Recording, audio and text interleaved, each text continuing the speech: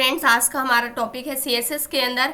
आज हम next design principles की बात करने वाले हैं, जो कि हमारा होता है टाइपोग्राफी। जितना ही इंपॉर्टेंट हमारा कलर होता है उतना ही इंपॉर्टेंट हमारी टाइपोग्राफी होती है। टाइपोग्राफी कहने का क्या मतलब है? Style and appearance of text, यानी कि जो भी इंफॉर्मेशन आपने अपने वेब पेज के ऊपर, अपनी वेबसाइट के ऊपर लिख रखी है, यानी कि जो भी टेक्स्ट लिख रखा है उसकी क्या स्टाइल है, उसका क्या अपीयरेंस है, यानी कि आप किस स्टाइल में उसको लिखे हुए हैं, यानी कि कौन सी फॉन्ट फैमिली को आपने यूज किया हुआ है, वो किस स्टाइल में दिखती है, और उसका जो अपीयरेंस है यानी कि वो किस प्रकार से दिख रहा है, जो भी आपका टेक्स्ट है, ये काफी ज्यादा इंपॉर्टेंट होता है। और ये अलग अलग मीनिंग को कन्वे करता है, यानी कि अलग अलग इसकी मीनिंग होती है।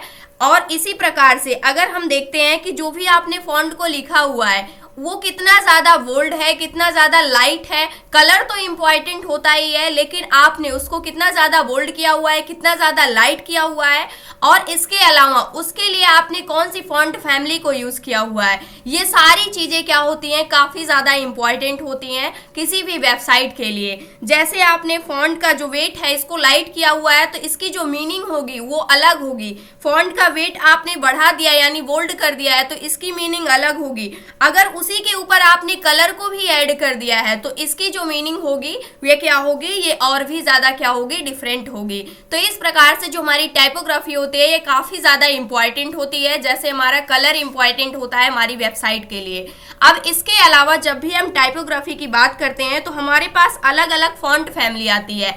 फॉन्ट फैमिली के अंदर जैसे सैंस सेरिफ हो गई, सेरिफ हो गई, मोनो स्पेस हो गई, एक कर्सिव फॉन्ट फैमिली होती है, फैंटेसी फॉन्ट फैमिली होती है। ये जितनी भी हमारी फॉन्ट फैमिली होती है इसके अंदर काफी ज्यादा फॉन्ट्स अवेलेबल होते हैं। जैसे सैंस सेरिफ की अगर आप बात करते हैं तो इसके अंदर काफी ज्यादा फॉन्ट्स अवेलेबल हैं। सैंस सेरिफ यहाँ पर जो हमारी फॉन्ट फैमिली है, इसी प्रकार से सेरिफ के अंदर भी काफी ज्यादा स्टाइल में फॉन्ट अवेलेबल है, लेकिन जो उनकी मीनिंग होगी वो सिमिलर तरीके से ही होगी, यानी कि जो फॉन्ट का स्टाइल होगा वो लगभग क्या होगा, सिमिलर ही होगा सेरिफ के अंदर जितने भी फॉन्ट्स आएंगे। इसी प्रकार से मोनो स्पेस के अंदर, इसी प्रकार से कर्सिव होता है, इसी प्रकार से फैंटेसी होता है। तो इस प्रकार से काफी सारी फॉन्ट्स फैमिलीज अवेलेबल हैं जब भी हम फॉन्ट फैमिली की बात करते हैं, यानी कि टाइपोग्राफी को सेट करने के लिए, और इनकी अलग अलग मीनिंग होती है। मान लीजिए आप आइसक्रीम के लिए वेबसाइट को डिजाइन कर रहे हैं तो जो आपका फॉन्ट होना चाहिए वो किस प्रकार से आप यूज कर सकते हैं, कौन सा फॉन्ट यूज करना उसके लिए अच्छा होगा, बेटर होगा।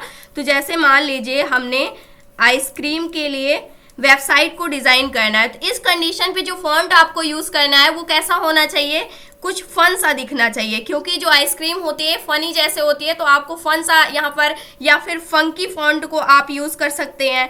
इस प्रकार के फॉन्ट, यानी कि जो आपके फॉन्ट की स्टाइल होनी चाहिए उसकी जो मीनिंग होनी चाहिए वहां पर फन को दिखानी चाहिए। तो इस टाइप से आप क्या करेंगे, आइसक्रीम के लिए फॉन्ट को चूज करेंगे।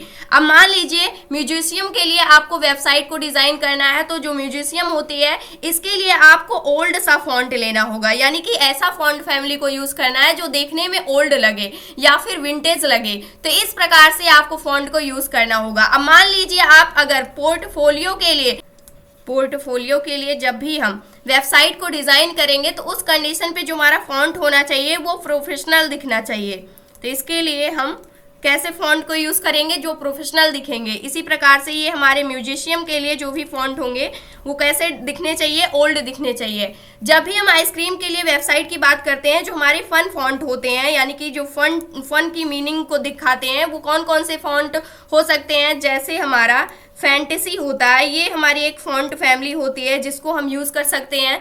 इसी प्रकार से म्यूजिशियम के लिए हम ओल्ड से फॉन्ट को लेंगे। प्रोफेशनल के लिए बाय डिफॉल्ट जो हमारा फॉन्ट का स्टाइल होता है, यानी जो फॉन्ट फैमिली होती है बाय डिफॉल्ट जो ब्राउजर यूज करता है वो क्या होती है, टाइम न्यू रोमन होती है। ये हमारा क्या होता है, फॉन्ट होता है, न्यू रोमन होता है। तो इसी प्रकार से ये हमारा एक प्रोफेशनल फॉन्ट होता है, और इसी प्रकार से एक कैलिबरी होता है हमारे पास, ये भी प्रोफेशनल मीनिंग को दिखाता है। इसी प्रकार से रोबोटो होता है जो कि काफ़ी ज़्यादा पॉपुलर फॉन्ट है। तो इस प्रकार से डिफरेंट क्या होते हैं, फॉन्ट होते हैं। जब भी हम किसी भी वेबसाइट को डिज़ाइन करते हैं तो आपको हमेशा ये कोशिश करना है कि आप किसी एक सेक्शन के अंदर एक या दो फॉन्ट फैमिली को ही यूज़ करें, यानी कि आपको हमेशा अपनी फॉन्ट फैमिली को नहीं चेंज करते रहना है कि आप एक वेबसाइट के अंदर मल्टीपल फॉन्ट फैमिली को यूज़ करें। मैक्सिमम जो आप यूज करें वो 2 होने चाहिए। मिनिमम आप क्या यूज कर सकते हैं, एक सिंगल फॉन्ट फैमिली को ही आप रख सकते हैं, ताकि आपका जो भी वेबसाइट होगी उसका जो लुकअप होगा वो काफी ज्यादा अच्छा होगा और समझने में भी काफी ज्यादा क्या होगी, आसानी होगी। तो ये था आज का हमारा टॉपिक जो कि था टाइपोग्राफी, जो कि डिजाइन प्रिंसिपल का नेक्स्ट टॉपिक था। आई होप दोस्तों अगर आज की इन्फॉर्मेशन आपको अच्छी लगी हो तो प्लीज वीडियो को लाइक करना, चैनल को सब्सक्राइब करना और दोस्तों के पास शेयर करना।